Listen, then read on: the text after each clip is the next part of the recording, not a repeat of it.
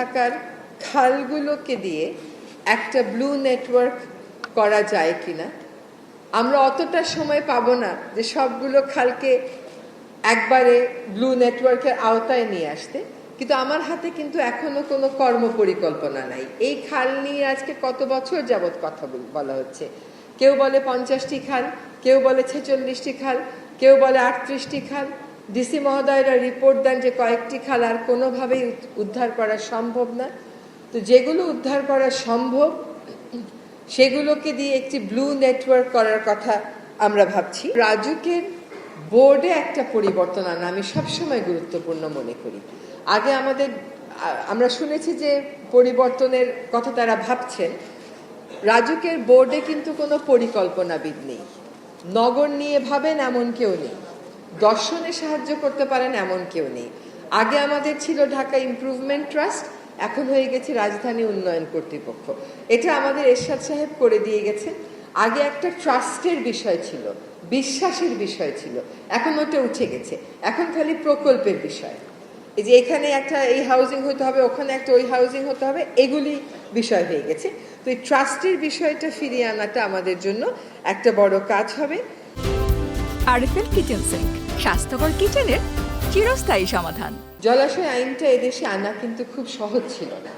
আমরা অনেক লড়াই করে প্রচণ্ড ক্ষমতাধর ভূমিদস্যুদের সাথে সরকারের যে সখ্যতা সেটা ডিঙিয়ে এই আইনটা আনতে পেরেছিলাম।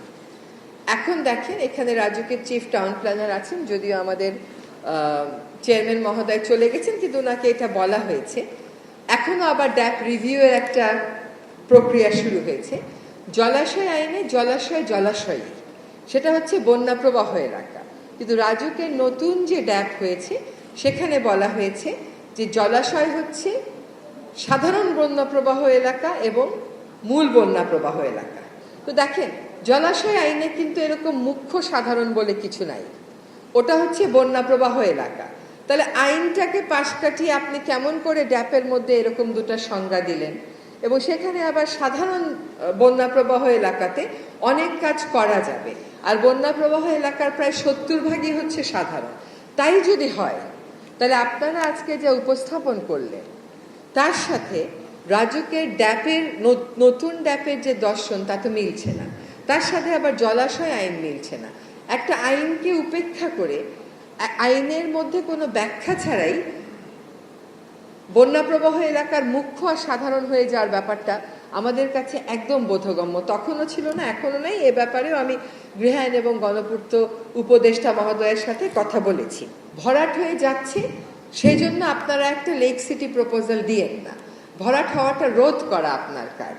আপনি রোধের চেষ্টাটুকুন করেন, চেষ্টা করে যদি ব্যর্থ হন তখন তো বলা যাবে যে চেষ্টা করেছিলাম তাও পারিনি। কিন্তু আমি চেষ্টাই করি না, তারপরে আমি বলি ওরা ভরাট করে ফেলছে, ওরা দখল করে ফেলছে, এটা কিন্তু কোনো গ্রহণযোগ্য যুক্তি আর হবে না। এবং আরেকটা হচ্ছে যে আপনার ড্যাপের সাথে সামঞ্জস্য, আপনার আইনের সাথে সামঞ্জস্য করে ড্যাপের জলাশয়গুলোকে চিহ্নিত করতে হবে। এভাবে করে লিগালাইজ করে দেওয়ার যে একটা কালচার, সেটার আসলে আর সুযোগ নেই। তাহলে আর কিসের সংস্কার, তাহলে আর কিসের পরিবর্তন?